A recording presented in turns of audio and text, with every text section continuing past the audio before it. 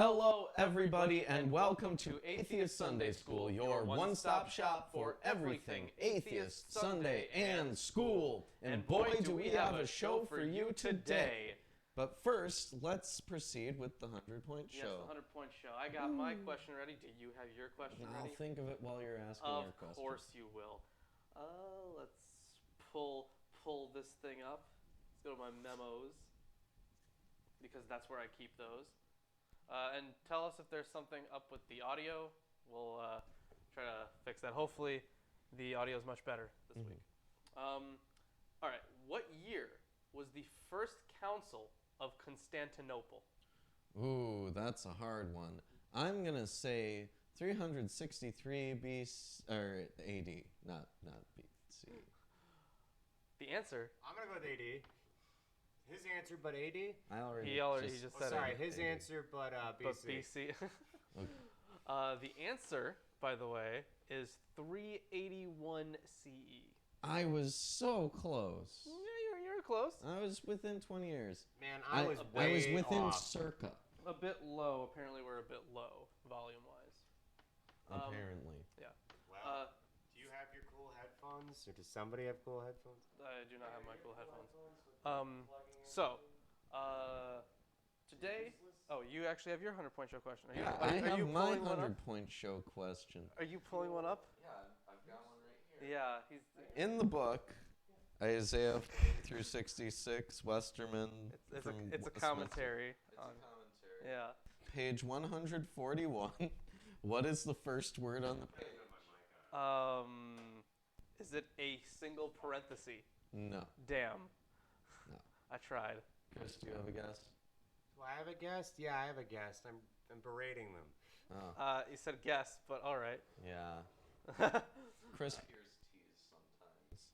Just randomly. The answer is nothingness. Oh no. Oh, what was even the question? I was talking. The question was, what was the first word on the 141st page of this book? Aw, man, I wouldn't have guessed that anyways. You could have. You could have. There's a chance. There is a chance. So something really cool happened today, and I guess kind of boils over from yesterday too. Yeah. So apparently a shrew got into the studio yesterday, and we caught it this morning before the show. We did. Twice. Yeah, that's right, twice. Twice. And we let the shrew out. But do you have a picture of that? I got a picture of the shrew. Boy, that's gonna be hard to show. Not really. You can just walk up to the camera and do it. But yeah, it was a real cute shrew. The shrew. If you want to actually walk up to the camera, that'd be better. Yeah. And hopefully there's not too much. Well, that's there's not. Close. Hopefully there's not too much green on the actual image. There's no green in it. Okay. Yeah. We put them in a little. We put him in a little container to take him outside because in case he got stuck in a live trap, I didn't want him to die down here. Yeah. So, food, litter, water, etc. Yeah. He was a cute little guy. And we were gonna have him on the show as a guest, but he was trying to trying to get out of the box and stuff, and I was like, we felt pretty bad about it, so we let him out. Yeah. Lawrence felt bad about it. I did feel bad about it. I did too. All right, so announcements. We got a couple things. Coming up. First of all, I want to say that Landon is awesome. Yeah, he is. There is a corpus of books. A corpus. Yes, from Alois Grillmeyer. He was a theologian. And this is the magnum opus. Yes, this is his magnum opus. The thing is, it's a 2-volume work, but the second volume is split up into 4 parts. So I don't know why it wasn't just volumes 2 through 5 for that one. Yeah. So I already had volume 1, but the rest of them altogether would have cost like almost $450. And Landon fucking bought volume 2. Excellent. And it's fucking crazy. Landon, you're fucking awesome. We love you, man. Thank you, Landon Knoll. Yeah. So that's one big announcement, just to shout out Landon and how fantastic he is. Some other big announcements. I have decided that I'm going to be doing my next big video on the Council of Constantinople, the first one, because there's one later also. But I'm going to be doing a video on that. And I am reading a whole bunch of stuff on theology and church history, and there's a lot of stuff I have to get through. So that's going to be the next big project. How is the esoteric Nazism video coming along? I am still working on it. I set aside some of the work so that I could do some mathematics, because I have to take the GREs by the end of November. Gotcha. Right. Well, you should have just tested out of all that stuff. You don't test out of taking the GREs. Well, unfortunately. you test out of, like, I don't know. I tested out a bunch of math classes and stuff. I tested out of my English requirements. Ooh. Tested out of. I didn't. I didn't test anywhere near. Most of English. I think I had to take one English course, but it was just normal English. I took creative writing And because it covered an arts credit. My Is it general. really? Yeah. That's hilarious. You should take it. Covers an arts credit. I don't really need any arts credits. Oh, well, you get to read freshman's poetry. Isn't it great? Why would I want to do that? Okay, that's horrible. Because we will be covering yeah, that's true. 25 episodes 25 episodes of Psalms. of Psalms. We have divided it up into We have it divided things up that make sense. sensibly into a 25 episode list Yeah. that we will be working with.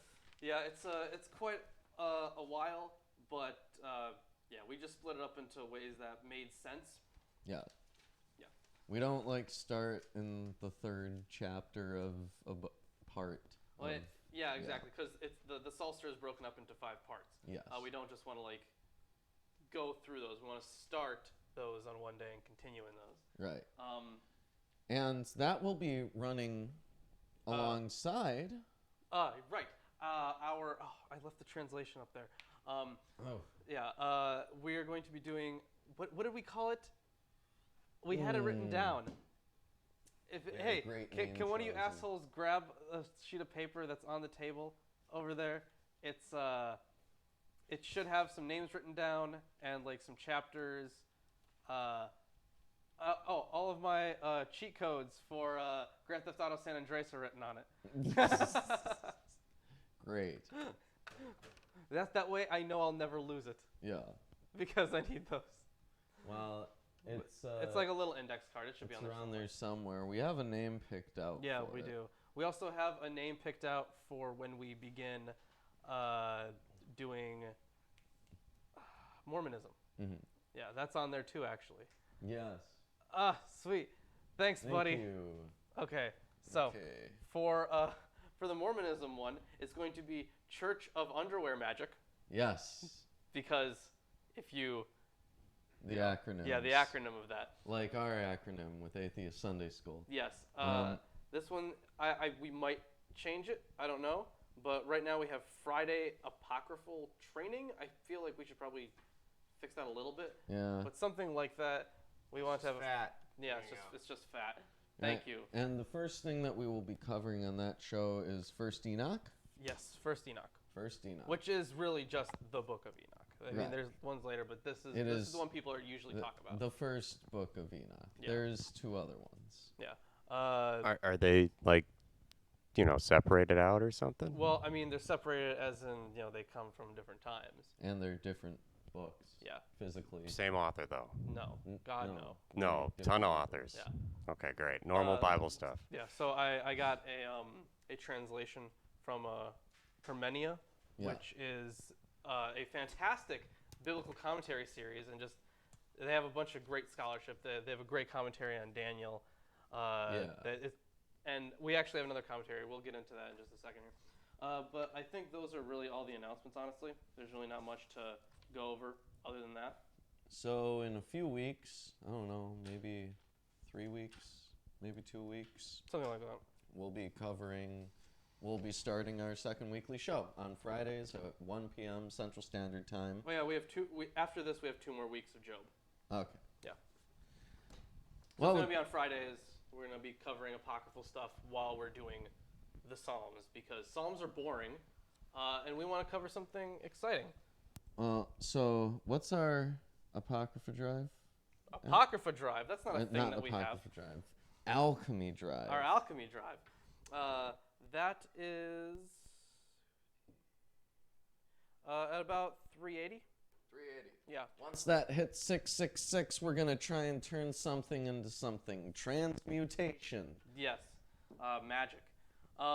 Is in other words. I think that they don't consider it magic. They probably don't. And this got stuck again. What value is an hourglass that gets stuck? I don't know. It's completely useless. Yeah. Anyways, let's hop right into the readings, shall we? Let's do that. I've got the King James Version of the Bible. I have the English Standard Version. We also have the Hebrew Bible, a translation with commentary by Robert Alter. We also have the Holy Scriptures, according to some Jews. We also have the New King James Version of the Bible. Yes. We also, along with that, we have a bunch of other stuff that I brought.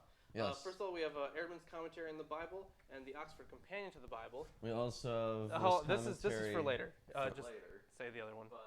That one also have for later. Here For another later. one for later. And an Old Testament survey. Yes. From the New Interpreter's New Bible. Interpreter's Bible. Why did you bring these to this I table? brought these here now so I don't forget. This is going to be in a while, but I recently got these books because after the Council of Constantinople video, I am also going to be doing one on the suffering servant in Isaiah 53. And a lot of people interpret that to be a prophecy about Jesus. So I am diving very deep into the scholarship to see, was it really about Jesus? Now, I was Probably thinking not. That by the time we get to the New Testament, we will have covered everything that has to do with prophecies that have to do with the Messiah Yeah. in the Old Testament. Right. So we should make a list. Yeah, I think that already exists somewhere. Yeah, Yeah. Okay. We should use a list. Ruben, and reference your mic's flickering. Hold on. No, it's doing it again. Hey, remember when it did that for a while? And that was super fun for everyone. Don't worry, that's not plugged into anything. See? Now it's doing it again. Okay, yeah, Every you get to watch. Enjoy. Okay. Well, I can't control it. I have no idea why it does it. I already tightened the screws. All right. Anyways, let's continue with that. Weird that it works better facing you. So these I guess. these are just some commentaries on that part of Isaiah, because the part that it's in was a later addition to whatever the original person, Isaiah, or whoever wrote the original documents, probably in the 7th century, I think. So this stuff was added later.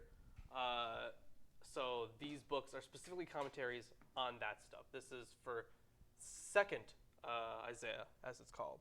And then it's broken up into another piece after these chapters, which is 3rd Isaiah. Great.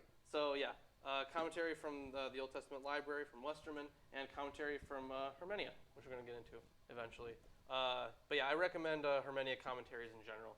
They're just absolutely fantastic. Excellent. Now, sorry about the digression. So why don't we Now we get can actually started? Yeah, we can actually hop into the reading. Yeah, we can. So we are In doing chapter 28 Yes. of Job from the King James Version of the Bible. Surely there is a vein for the silver, and a place for gold where they find it. Iron is taken out of the earth, and brass is molten out of stone. He setteth an end to darkness, and searcheth out all perfection, the stones of darkness and the shadow of death. The flood breaketh out from the inhabitant, even the waters forgotten of the foot. They are dried up as they are gone away from men. As for the earth, out of it cometh bread, and under it is turned up as it were fire. The stones of it are the place of sapphires, and it hath dust of gold. There is a path which no fowl knoweth, and which the vulture's eye hath not seen. The lion whelps hath not trodden it, nor the fierce lion passed by it. He putteth forth his hand upon the rock. He overturneth the mountains by the roots. He cutteth out rivers among the rocks, and his eye seeth every precious thing. Okay, so let's talk about that a little bit. There was a lot to cover there. I stopped at verse 10. The verse 10? Okay. Yes. Actually, yeah, read the next verse. Read the next verse, and then... He bindeth the floods from overflowing, and the thing that is hid bringeth he forth to light. Okay. So there are a few things that we have to remember about this this section, this chapter. And I have a lot of stuff here underlined, but this is covered in pretty much every single commentary on Job. So the hymn to wisdom in chapter 28 is presented as a continuation of Job's speech. But it makes no sense as coming from Job, since it actually provides Job with a fresh perspective. As you've already seen, this is very different from the stuff Job was saying before. Yes, this seems nothing like it. Yeah, this is pretty much a direct contradiction of what Job's idea was previously. So yeah, it provides Job with a fresh perspective rather in the manner of the God speeches. Nor does it belong in the mouths of his friends, since it lacks their disputational style and does not place an emphasis on retributive justice, as their speeches do. It is widely thought to be a separate poem, either by the hand of the same author or by another hand. Now, I think that this is just added in later. I don't think this is the same author writing later. I think it's added in later, but also I'm not an expert on this. Right. If only Chris were here. Chris One or Hansen. Yeah, he'd know. the one that's useful. Good Job expert. The real Chris. The real Chris. The when one will that's he not come a back? clone. Chris 1, not Chris Prime. Yeah. No. So I have some other stuff noted here. There was some mining imagery, if you noticed that. Like talking about all those different jewels and... Right. Well, that's just like it says, as for the earth, out of it comes bread, and under it is turned up as if it were fire. The stones of it are the place of sapphires, and it hath dust of gold. Which I take as just saying that it is a very rich and fantastical... Well, it depends, because you have to figure out what he's actually talking about here. So at least this entire thing is about wisdom and hidden wisdom in general. How humans can't really understand it that much for like the wisdom of God, I mean. Yeah. So this section of the hymn seems to be praising human ingenuity and wisdom rather than putting it in its place as the rest of the hymn does. Of course, the final message is that despite all this, God's wisdom is greater than human attempts to understand. And then the stuff about the mining, which I found also kind of interesting, was the description of mining suggests an intimate knowledge of that area of life, and the poem, or at least that part of it, may have originated in such circles, which I think makes sense. Yes. Yeah, that kind of imagery. But anyways, yeah. But it's just generically one of those praise poems. Yeah. You're the greatest. Yes, Thanks. I am. But where shall That's the only nice thing Chris has ever said to anybody ever. Wow. But where shall Oh, wisdom man, be I found? can't tell him if it's sincere or not then, can I? And where is the place of understanding? Man knoweth not the price thereof, neither is it found in the land of the living. The depth saith, it is not in me. The deep has said. Good. Yeah. It is not in me, and the sea saith, it is not with me. It cannot be gotten for gold, neither shall silver be weighed for the price thereof. You can only get wisdom by sacrificing thousands of animals. As is tradition. Yeah. So something I found interesting. This section, it isn't exactly over yet, but we've already read stuff about... Actually, go in a few more verses. It cannot be valued with the gold of Ophir. Which, if you remember, did show up in our last reading, I think. Eldorado-esque. Yeah, Eldorado-esque. Yeah. With the precious onyx or the sapphire, the gold and the crystal cannot equal it, and the exchange of it shall not be for jewels of fine gold. So, different translation stuff here. For 17, I have a golden glass. Not golden crystal, golden glass. It cannot equal it, nor its worth in golden vessels. So, interesting to note about this kind of stuff is the gold of Ophir, as we discussed before, was like just a really valuable thing of the time. Yes. And that's actually the same way with glass. It was highly prized in antiquity. So go a couple more verses, and then there's I got something else for you. Okay. No mention shall be made of coral or of pearls, for the price of See, now wisdom. I have crystal there. Now I have crystal there instead of pearls. Confusing? Come on. How does crystal fit with coral? I don't know. Couldn't tell you. Strange. But didn't they just say that, like, those things were, worth something? Like in the previous verse, Reuben, before coral and pearl, aren't they mentioning glass and, like, gems as precious? No, they're saying that they're not. They can't be exchanged for wisdom. Is Yeah. the whole point that was Like being no matter communicated. yeah, no matter what we do here. Well, then what are they saying about coral and pearl being worth? Well, this is more of just metaphorical kind of Yes, stuff. it's not direct. Yeah. Yeah, the wisdom of God is much more important. It says, no mention shall be made of coral or of pearls, for the price of wisdom is above rubies.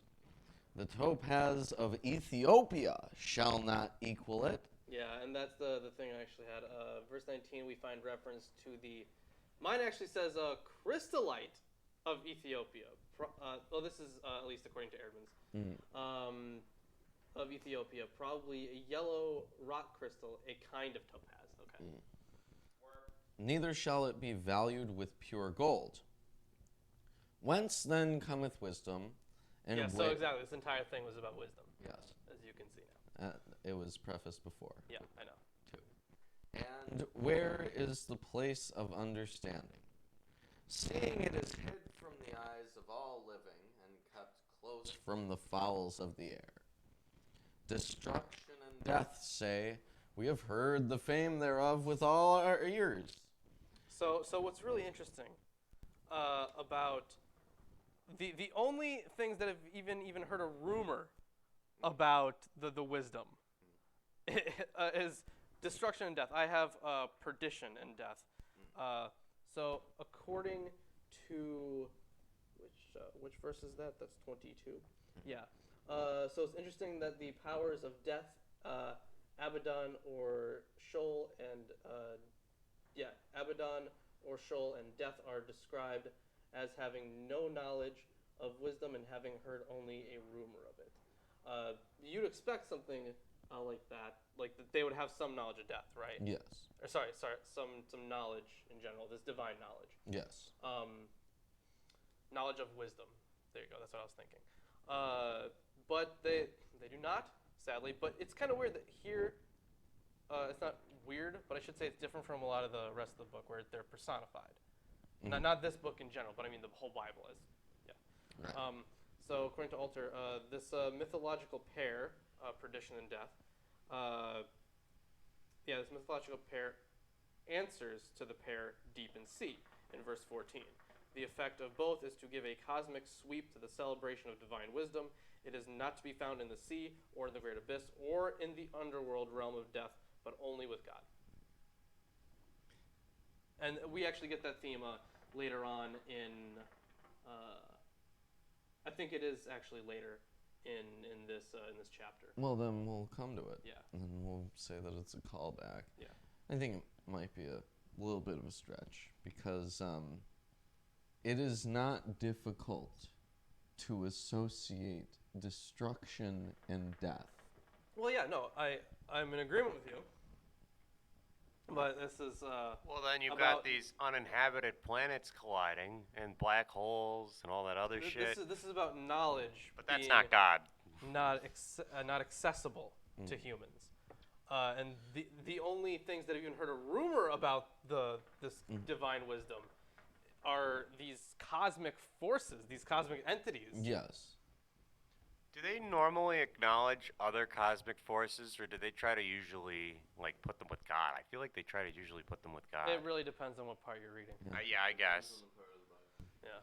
Yeah. But it's Job, so it's weird. In any case, if they've heard it, then someone had to tell them, or something. Yeah, they heard a rumor. Well, Where God did they could- hear this rumor from? God. Yeah. That's interesting. A little bird. A little bird told them. Let's go on though. Yes. God understandeth the way thereof, and he knoweth the place thereof. For he looketh to the ends of the earth, and seeth under the whole heaven, to make the weight for the winds, and he weigheth the waters by measure. When he made a decree for the rain, and a way for the lightning of the thunder, then did he see it, and declare it, and he prepared it, yea, and searched it out. And unto man he said, Behold! Behold! The fear of the Lord, that is wisdom, and to depart from evil is understanding. Yeah. So now we finally have our answer. Yes. Um, And that's the end of chapter 28, by the way. If you're enjoying the stream so far, give us a like. Drop a like because it helps us out, Share it. or drop a dislike. That helps us out too. Subscribe. All that good stuff. You know, do So a little dance. do a little dance. So this in this section, in this final section, because it's normally divided into three, because of the imagery. So in this section, we finally get our answer about where we get this this wisdom, right? Yes. And this section actually picks up the idea expressed by Zophar that nothing escapes God's eye. So if we go back to chapter 11, so let's do that. So let's flip to 11, verse 11. The same idea is pretty much expressed there. For he knoweth vain men, he seeth wickedness also. Will he not then consider it? Yeah. So nothing really escapes God's eye. That's the whole point. Yes. Furthermore, when he was talking about those cosmic entities, that even they have these limits to knowledge, this forms an interesting contrast to descriptions of God's anger, in which he lets natural forces run away in tornadoes or floods. For example, in Job's sentiments in chapter 9, verses 1 through 12, and chapter 12, verses 13 through 25. You guys can feel free to go back and watch us read those. We're not rereading them here. Those are longer than just a verse or two. So, yeah, it's the same sentiments there. Yeah. So we can probably hop right into chapter 29. Yeah. Yeah. Let's do that. Yes, let's. Let me get Don't this. you break this shit. I'm just going to toss it at Chris. You probably would. Yep. Chris, do you want me to toss Eerdmans at you? It's You know, that was kind of expensive. it's a bit of a book. Yeah. It's I mean, price alone, it's weighty, and I've never had a concussion so far. So good, you know. you might enjoy it. There's a first I've not time had for- one. There's so a Who first knows? time for had everything. one, so you don't know what it's like. So what he's saying is we should give him a concussion. Like Tom Sawyer with the painting a fence? No, Yes. except with a concussion. Anyways, chapter 29. Yeah, let's do it. And Job and Job again took up his discourse. He didn't take it up. He never stopped talking. let's just be fair here. It says, with the Altogether. repetition of this formula from 27:1, Yeah. we are back on track with Job's concluding confession of innocence. Great, fantastic. And Job again took his discourse and said, "Oh, that I were as in the months of old, as in the days when God watched over me, when his lamp shone upon my head, and by his light I walked through darkness, as I was in my prime, when the friendship of God was upon my tent, when the Almighty was yet with me, when my children were all around me, when my steps were washed with butter." I don't even know what that's supposed to mean. When my steps were washed with You know, butter. milk and honey. Good It's- shit. Yeah, I mean, butter. It's good stuff. Is that can't be it? Just Useful. Butter's good stuff, man. That's all we're I gonna agree say. it's good stuff as long as it's salted, but like it's like I'm swimming in money. Oh, you can't swim in money. oh, okay. Yeah, Fine. come on. Whatever. Never heard that expression before. And the I rock think it's weird, but it's pretty close to a more modern expression somewhat. Anyways. okay. And the rock poured out for me streams of oil. When that's kind of, That's kind of like the Moses thing. yeah, I was thinking that. I was thinking about the Moses thing. And in the Psalms, there's a lot of references to God as a rock. That makes sense. Yeah. When I went out to the gate of the city, when I prepared my seat in the square, the young men saw me and withdrew, and the aged rose and stood. The princes refrained from talking and laid their hand on their mouth. The voices of the nobles was hushed, and their tongues stuck to the roof of their mouth. So, is he trying to portray that, like, when he was around, people just, like, cowered in fear, basically? Like, they were completely subservient or just letting him do what he wants? Or complacent. Complacent. Yeah, sure. That would be another word to put on it. Yeah, people just weren't dicks to him, I guess. It's not even not dicks to him. They're like... Pushovers. Like, okay, do you remember that whole Haman thing in Esther? Mm-hmm. Where he was mad that the dude didn't bow down to him. Yeah. Which isn't being a dick. It's No, just I know. not going out of your way. Exactly. So I feel like this is like kind of has those similar sentiments where, he used to get this like respect. People used to move out of the way for his presence, but now Yeah. they're not. Yeah. That sounds about Like right. obviously this is just imagery and it's not supposed to be taken in the same way as the Esther narrative, but it's kind of similar to that, I feel. Mm-hmm. It could also be that he was just so righteous that they couldn't say anything bad about him. Yeah, that's also a possibility. When the ear heard, it called me blessed. When the eye saw, it approved. Because I delivered the poor who cried for help, and the fatherless who had none to help him. So he was a nice guy, so everyone was nice to him, I guess. Okay. The blessing of him who was about to perish came upon me, and I caused the widow's heart to sing for joy. He fucked the widow. Yeah. Yeah, he did. Yeah. I put on righteousness, and it clothed me. My justice was like a robe and a turban. I was eyes to the blind and feet to the lame. I was a father to the needy, and I searched out the cause of him who did not know. I broke the fangs of unrighteous and made the unrighteous, and made him drop his prey from his teeth. Then I thought, I shall die in my nest, and I shall multiply my days as the sand. My roots spread out to the waters, with the dew all night on my branches. So, in verse 18, it says, my days will abound like the sand. Alter says the Hebrew word for sand, hol, has a homonym that means phoenix.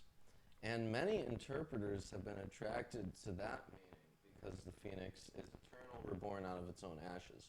However, Job is not imagining anything Being risen from eternal the ashes. life or a very long life, and the equation between grains of sand and things so abounding or so many that they are innumerable incorruptible is common in the Bible. Yeah, yeah. Like that.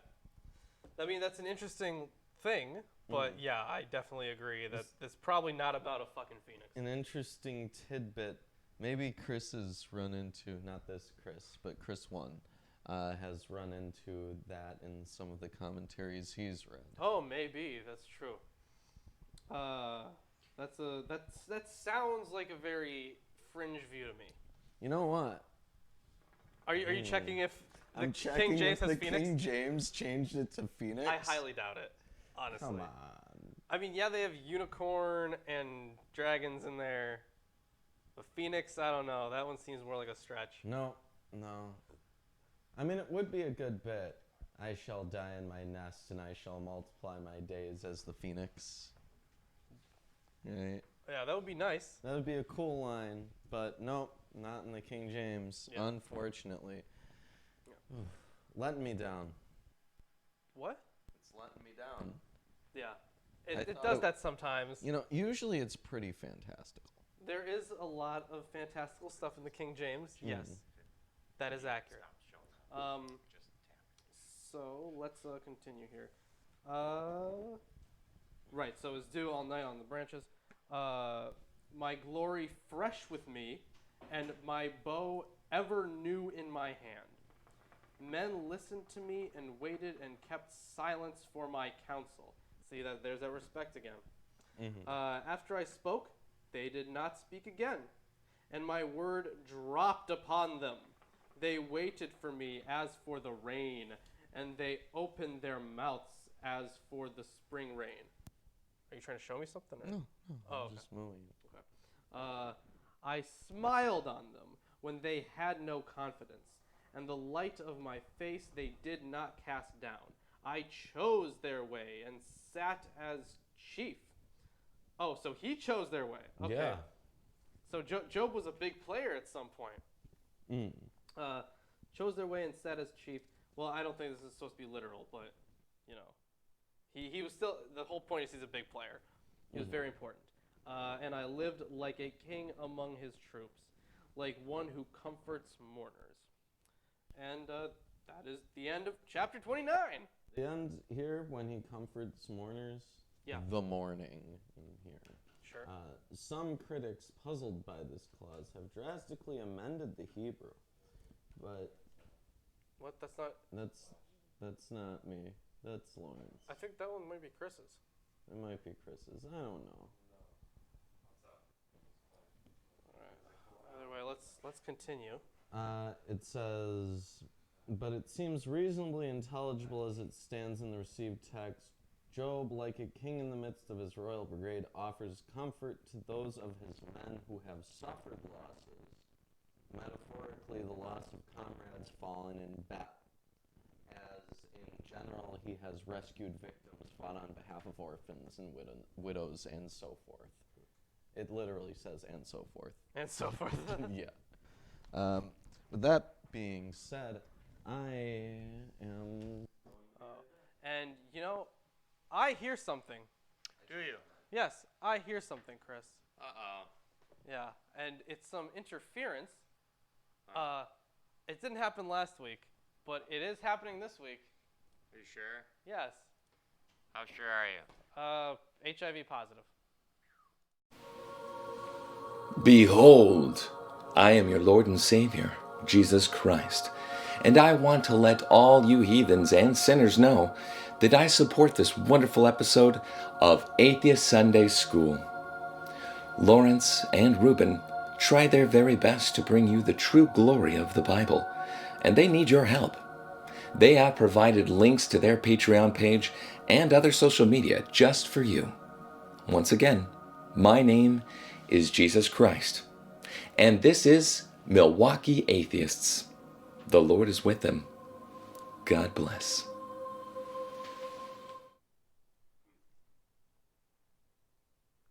Hello, we're back. Sorry, not we're back. I'm back. Reuben is just now coming back. But we can hop right into chapter 30. Reuben, you weren't here to thank Jesus. Thank you, Jesus. There we go. That's all we needed. Was You're that so welcome. hard Um, to thank Jesus? yeah. He is our Lord and Savior. Really? I mean, I've been told it's according to like the last part of this book. Yeah. Oh, really? Yeah, like Well, I guess we'll get there. Yeah, like it's like in the end somewhere. You gotta wait until the good stuff. You know, we're almost getting to the parts with the red text. Oh right, yeah, that's right. You know, just in another year. Yeah. And Oh, man. also, yes, Jesus did just fix the volume. I moved it around. No, it was Jesus. It was Jesus. It was Jesus, Chris. Don't you dare. Mm-hmm. He said it was him. It was not him. Don't It take was credit Jesus. for the magic. Seriously. Yep. Anyways. 100%. Yeah. Magic. And so Job is obviously continuing here.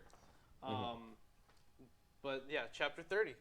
You know, I liked how it was set up before, where when a chapter ended, it was a different person presenting their case. Now, it's just Job going on and on and on and on. Yeah, because his friends are done. They're done trying. Yeah. His friends gave up on him. Yeah, they did. But, like, Because apparently he's seen the light now. Was this only separated into different chapters for the sake of memorization, or like?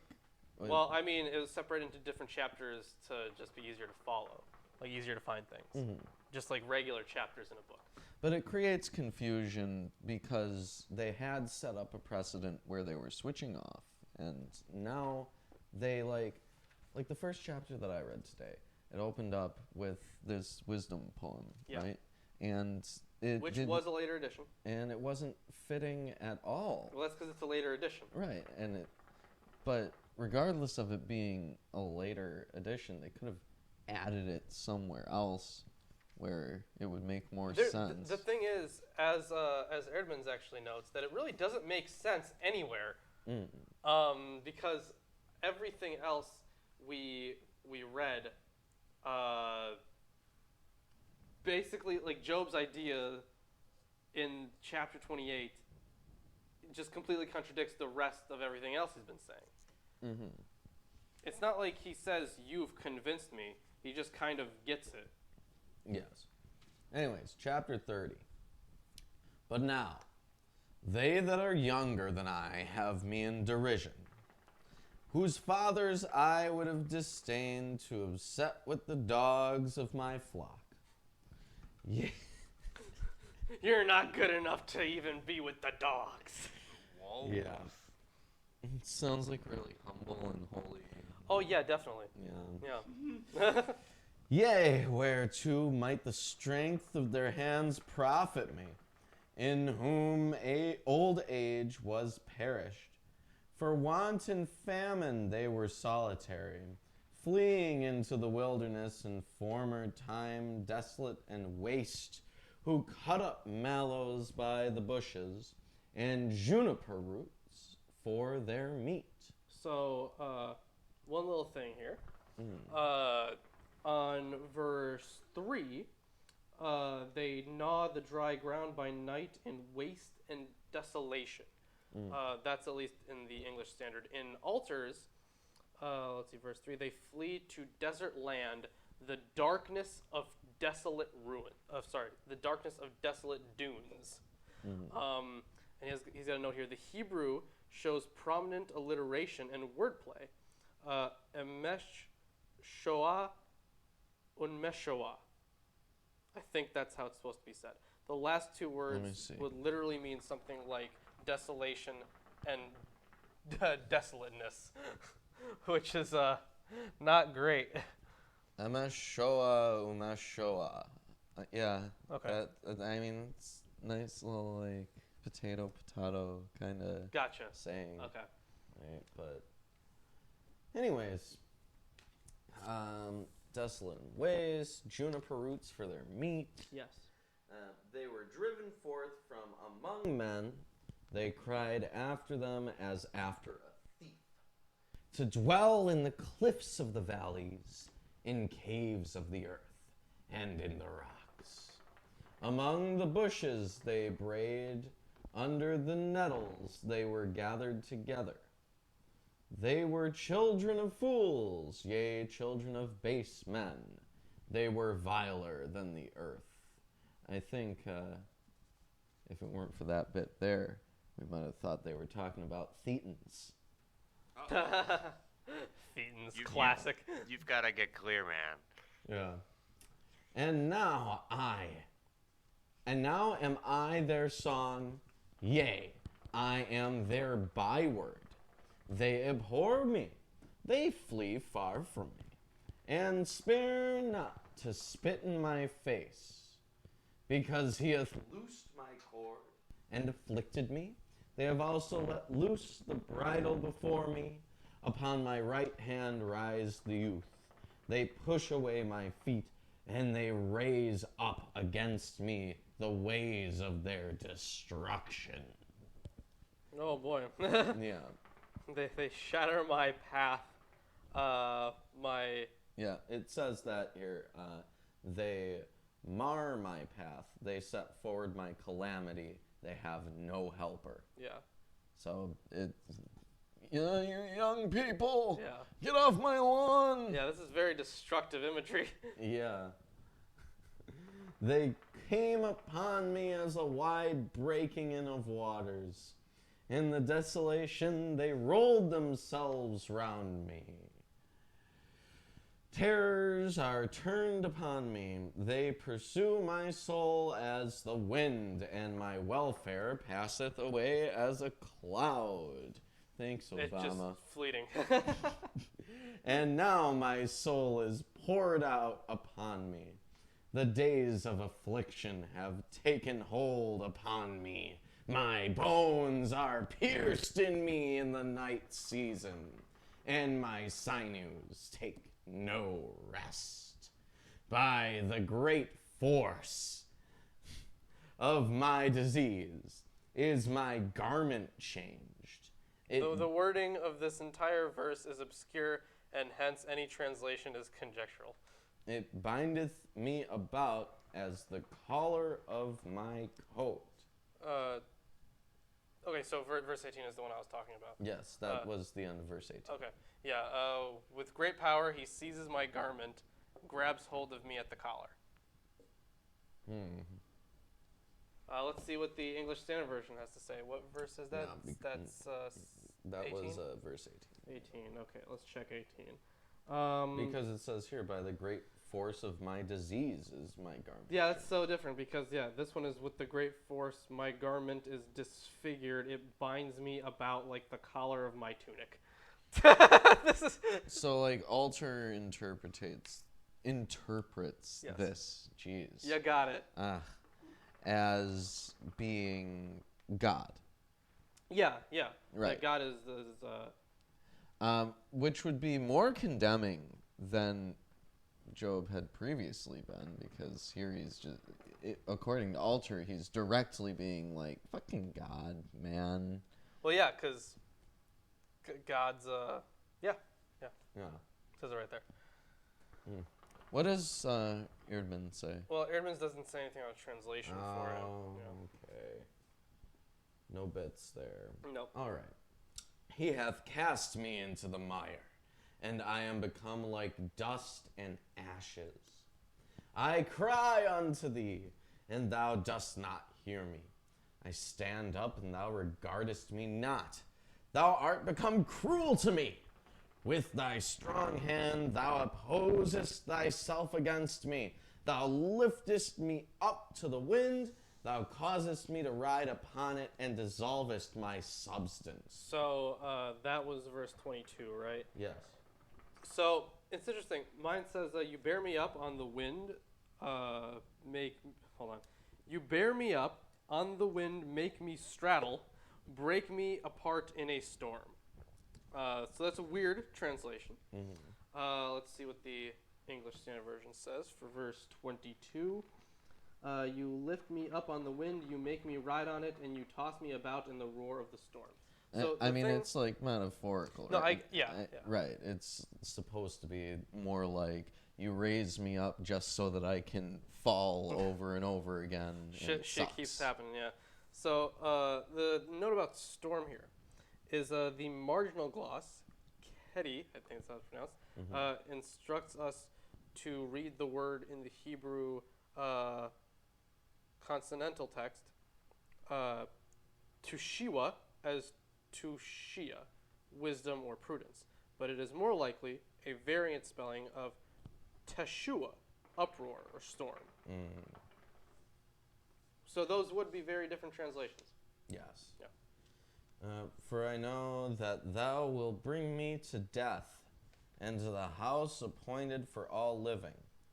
Howbeit he will not stretch out his hand to the grave, though they cry in his destruction.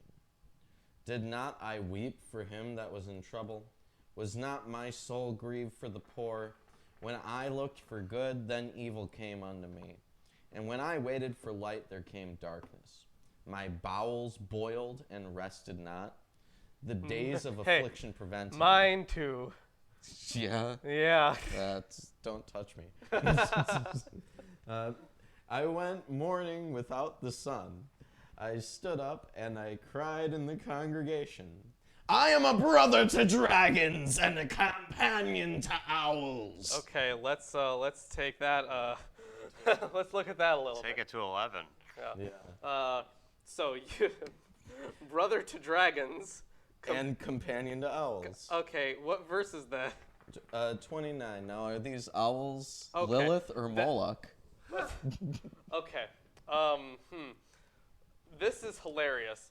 So verse 29 in Alter's version says, "Brother I was to the jackals, companion to the ostriches." Ostriches. That's so much better.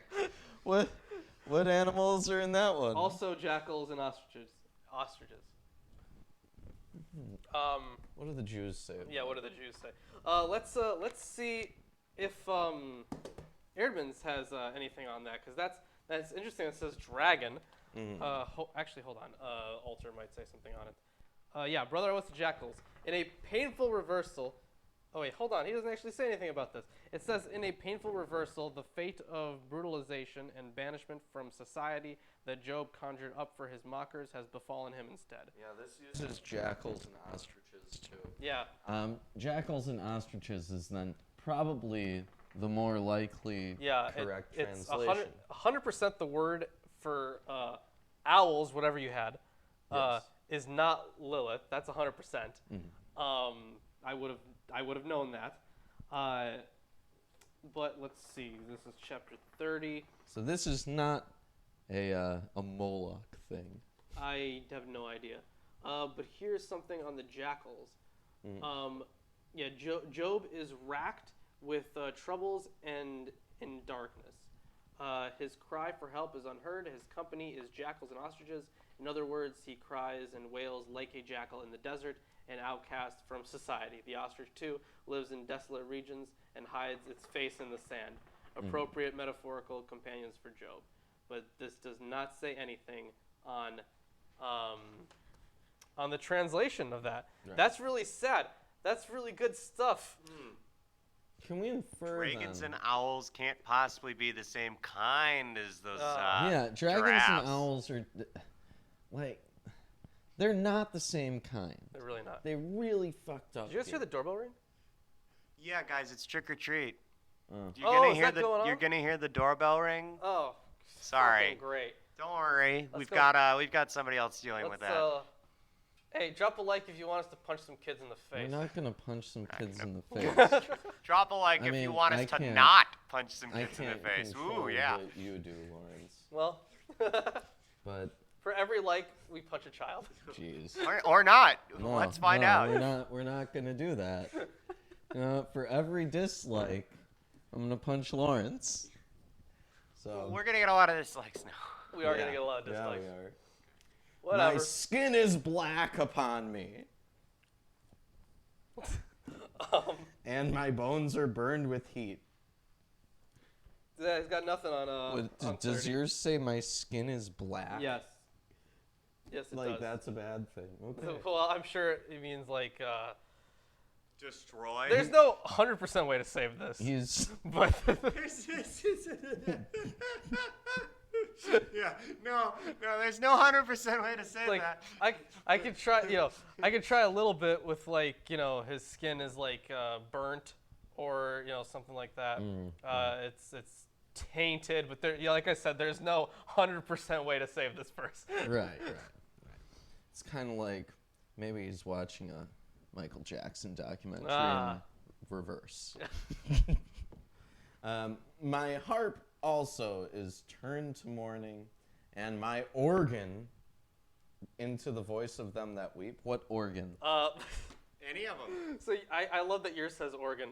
Mine says, and my lyre has turned into mourning, my flute a keening sound. Flute. Flutes and organs are very different So instruments. it's probably, are they meaning like a piano organ? When were those invented?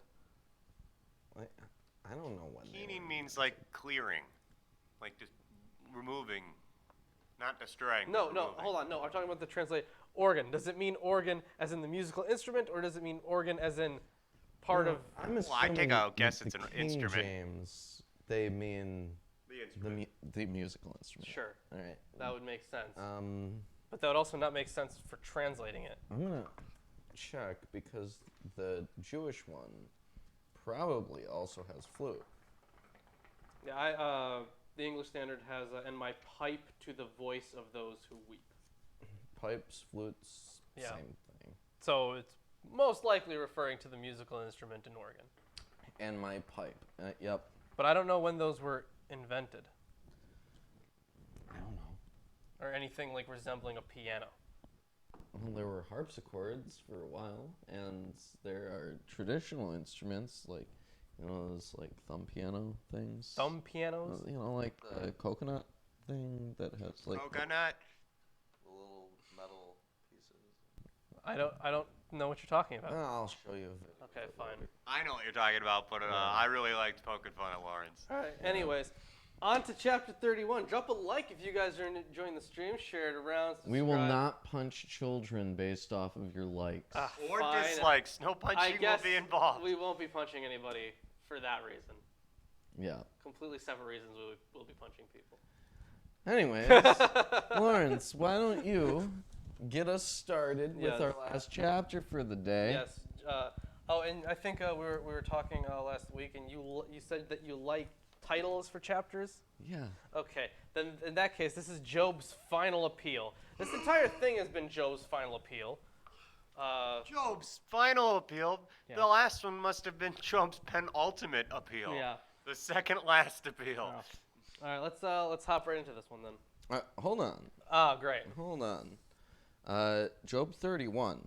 Eerdman says, in the final chapter, Job lays his case before God in a statement of his integrity that parallels Egyptian mortuary texts in which the deceased affirms his virtue before Osiris and the gods with a list of offenses which he has not been guilty. That's true. Yeah. First of all, You made a video. I did. I made Yes. a video. I made a video about the Egyptian afterlife. If you haven't seen that, it was pretty in depth, I think. But yeah, one of the things, I think this tradition of going up to all these certain gods and saying, I am innocent of this, I am innocent of that, that didn't arise until, I want to say, was it the Middle Kingdom? Maybe the New Kingdom. I forget which, honestly, but I don't think it was there like from the very earliest onset. But either way, let's see. Let's find out if it's the same way, because I don't think it is, unless they are literally invoking. He is invoking God, but we'll see. We'll see. I have made a covenant with my eyes. How then could I gaze at a virgin? What would be my portion from God above and my heritage from the Almighty on high? Is not calamity for the unrighteous and disaster for the workers of iniquity? Does not he see my ways and number all my steps? First of all, no, this is nothing like the Egyptian ones. No. The Egyptian ones are literally like, I have not murdered anyone. Yeah. I have not cheated on my wife. Like it's straight up, very direct negations. So this is not actually like that. If I have walked with falsehood and my foot has hastened to deceit, let me be weighed in a just balance, and let God know my integrity. Now, what's interesting about this, do you have anything on verse 6 there in altars by any chance? Well, for verse 5, I have, it starts with, have I walked in a lie, and so on. Altar says this line indicates a whole series that employs the Hebrew form that indicates swearing an oath. I don't have anything for verse 7, though. No, for verse 6 I asked. Oh, for verse 6? Yeah. No, I don't have anything for verse 6. Either. Gotcha. He says in verse 6, let him weigh me on fair scales, that God knows my blamelessness. Yeah, because that part sounds Egyptian, because you're weighed against the feather of Mot, the feather of justice. That part sounds more Egyptian, just about weighing and justice. But the rest of it, no, it's not. And also, it's in parentheses. So that's It's not in parentheses in here. Okay, so that's interesting then. It's I'm gonna have to ask. also not in parentheses in the King James version. I'm gonna have to ask Chris one about that. Okay. So anyways, if my step has turned aside from the way, and my heart has gone after my eyes, and if any spot has stuck to my hands, then let me sow and another eat, and let what grows from me be rooted out.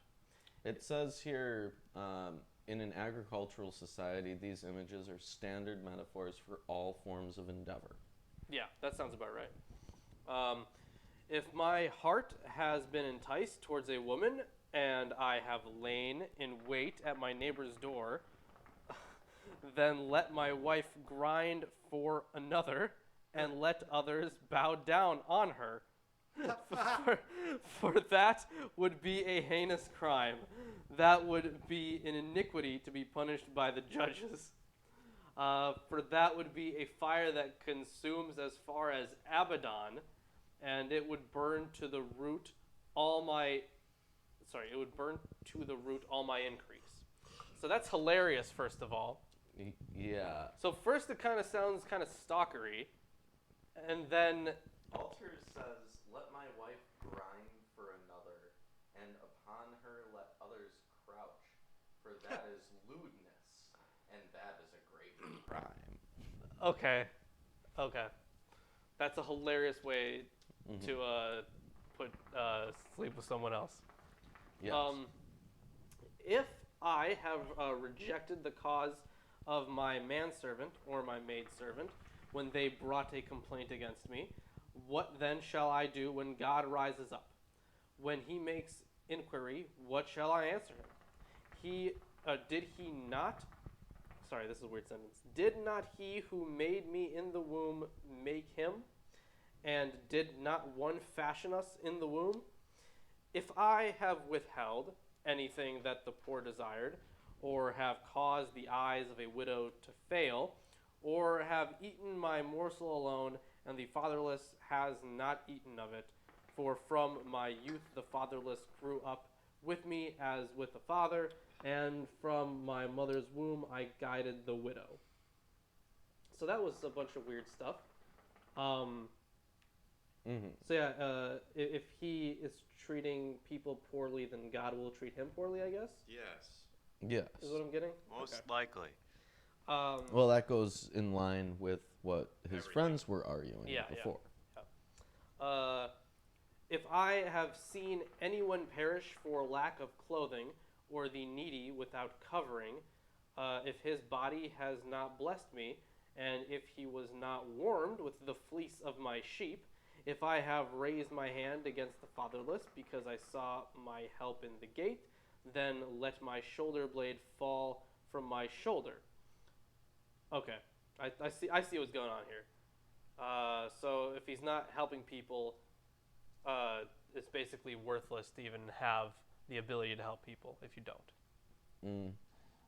It says here, this would be measure for measure justice, a retaliation for raising one's hand against the orphan. I wouldn't even say it's that necessarily.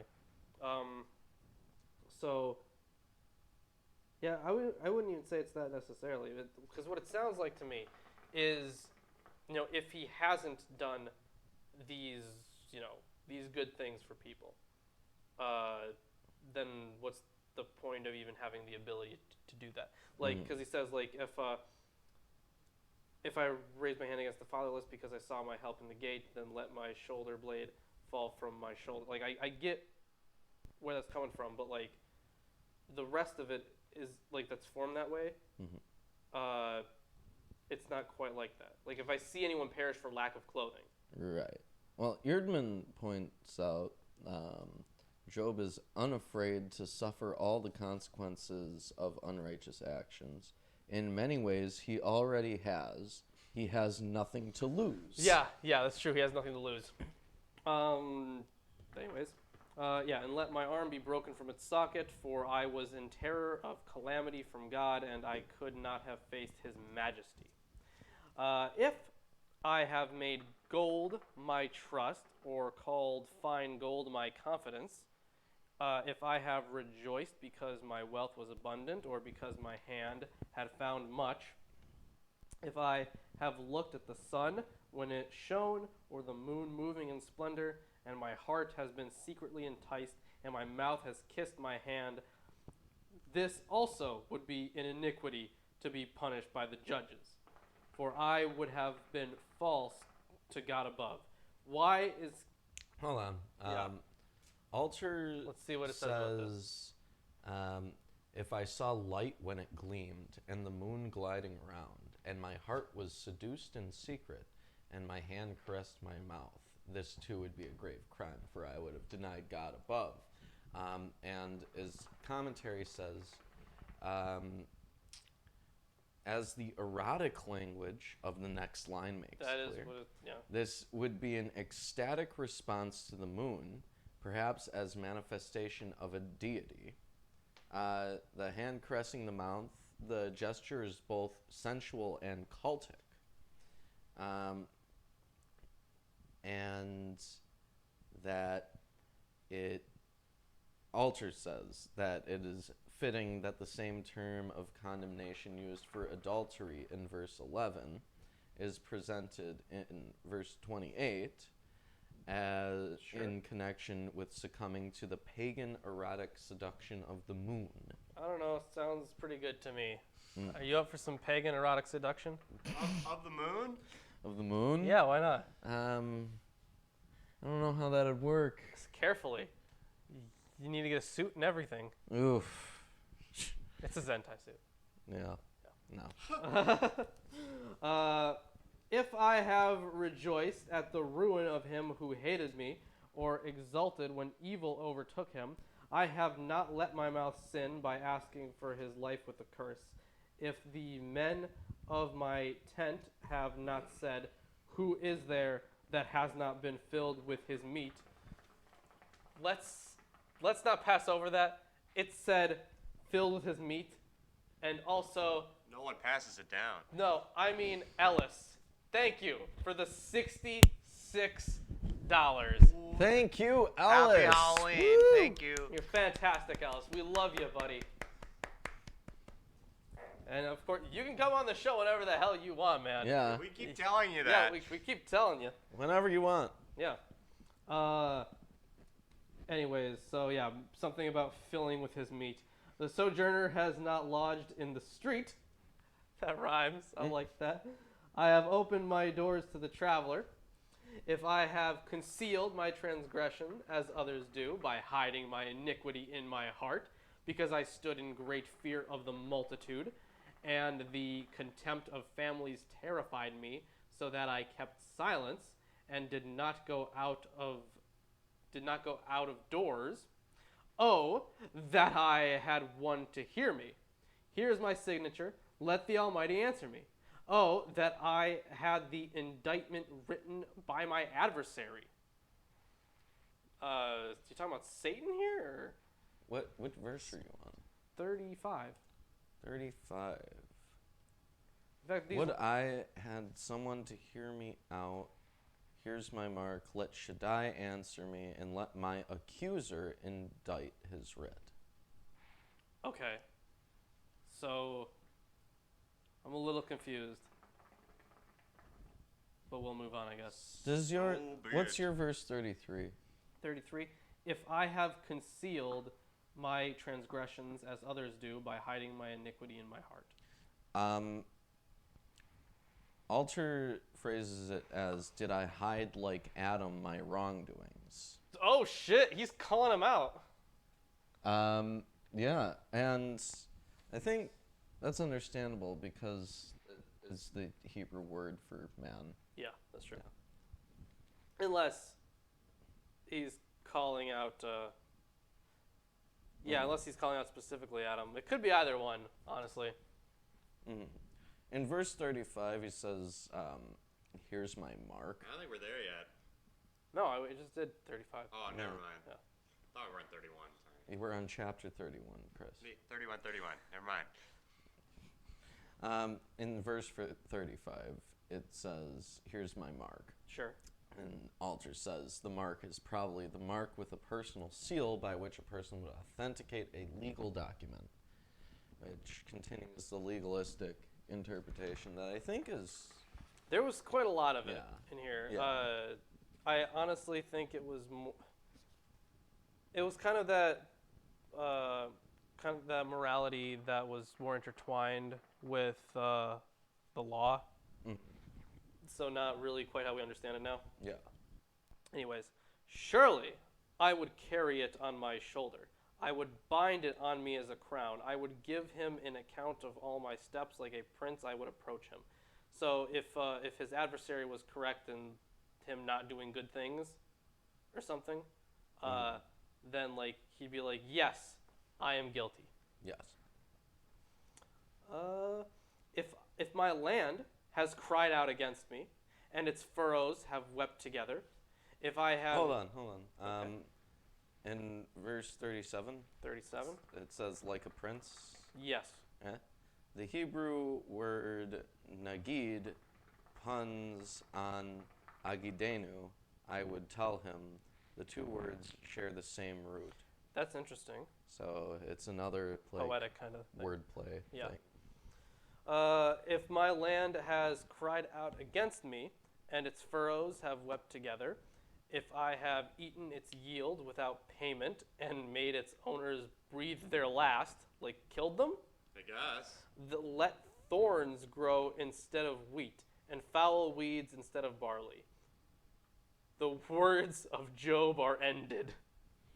Yeah, so on 39 and 40, Alter says, drove its owners to despair. And it says, some would like to understand this as its tenants, because Job is just referred to the soil as his, but the Hebrew Be'alim means owners. Perhaps the possessive attached to soil refers to renting soil. Notice the reference to payment. It is conceivable that a wealthy man like Job, besides the plots he owned outright, might have rented additional fields in order to grow crops for profit. Sure. And the verse 30 is phrased differently. It says, instead of wheat, let nettles grow, and instead of barley, stinkweed. And Alter says it's notable that the last angry word of Job's argument in his own defense is stinkweed. And here ends the words of Job. This is a formal marker of closure that may well be original in the text. At this point, one might expect God's response to Job. Okay. Thank you. Yeah. I mean, I don't really have that much to... Yeah. Sound And Eerdman just lists this out here for the sake of convenience. Sure. 14 sins that Job... Ruben, your mic's glitching out. Tell me what Yeah, to it's read. been doing that. No, it is now again. Tell me what to read. There. Oh, it's From no. 14? Damn. Okay, so 14 sins that Job might have committed are on the list in chapter 31. Lust, verse 1. Now it's good. Lying and deceiving, verses 5 through 6. Taking the belongings of others, 7 through 8. Adultery, 9 through 10. Unfair treatment of slaves, 13. Unfair treatment of slaves. That's the problem. How unfairly you're treating the slaves. Yeah. Just having slaves in general is unfair that's treatment unfair. of slaves. No, totally fair. God says it's okay. Yeah, that is accurate. Apparently. Yeah. Uncaring treatment of the poor, widows, and orphans, 16 through 17. Lack of pity for the homeless without clothing, verse 19. Perversion of claims of the orphan, verse 21. Confidence in wealth, verses 24 through 25. Sun and moon worship, verses 26 through 27. Joy in the face of the calamity of enemies, verse 29. Failure to offer hospitality, verse 32. Concealing sins because of fear of public opinion, verses 33 to 34. And appropriation of land belonging to others, verses 38 through 39. Interestingly, only one of these sins is a cultic sin, the sun and moon worship, obviously. The rest concern ethical and charitable actions beyond the strict call of duty. The list does not include more heinous crimes such as murder. There is no suggestion that Job's sin was ever that great. Hold on. Aren't Didn't all we- sins equal in the eyes of the Lord? Well, that's by itself. But it says that there's no suggestion. Maybe this is a translation issue, but in 39, when it said that, if I have eaten its yield without payment and made its owners breathe their last, does that not sound like a suggestion Right. of murder? It says despair and here, and in here. Oh, the King James says outright, if I have eaten the fruits thereof without money, or have caused the owners thereof to lose their life. Okay. So This one says Manslaughter despair counts. and drove its owners to despair. Yeah, those are all different. Yeah. We can't help you. We're sorry. Which one? I I got nothing. let's check. We got some more translations. Yeah, we have more translations. Yeah, so what is that? Job 31, 32? 39. 39. I'm dumb. Super weird thing. I don't know why, but when the mic jack is facing towards you, Ruben, I can still see it, obviously. Reflection of the light. Yeah. It works better normally. It just flat up is working. Just the waiting and position thing with the Not clearly, but yeah, I don't know. Let's tighten it up again after this. Yeah, this one also has, if I have eaten its fruit without money or caused its owners to lose their lives. This one says, if I have eaten the fruits thereof without money, or have caused the tillers thereof to be disappointed. The tillers, Disappointed? the tillers are Disappointed? disappointed. Not the people who actually own it, the tillers. Yeah. Okay, we can't help you at all. We can't help anyone. No one can be helped. I'm writing this down also. What is that? That's 39. 30, 31. 31, Job, 39. 39, yeah. 31, 39. Translations. Yes. Yeah. But with that being said, Yes, that is the end of chapter 31, and that is the end of our reading. One For the behold day. today. yep. One behold. And One behold. next week we'll be doing Job. The The week yes. after we'll be doing Job. Yes. And then the week after that, be sure to tune in on Friday at 1 for our atheist show. Hold on. Our atheist show. Yeah. Friday, Wrong one. apocryphal something. Friday. We might have to change the name. Yeah. Friday apocryphal training is what we have so far. It's probably Apocrypha training. apocryphal training either way. Yeah. Tutorials. And Tutorials. we will still be doing Atheist Sunday School, but we'll be doing Psalms. Yeah, which So. will be wah wah. Wait, hold on. It'll be hold on. fine. I mean, What if we did Friday apocryphal, something that starts with a P? Practice. podcast.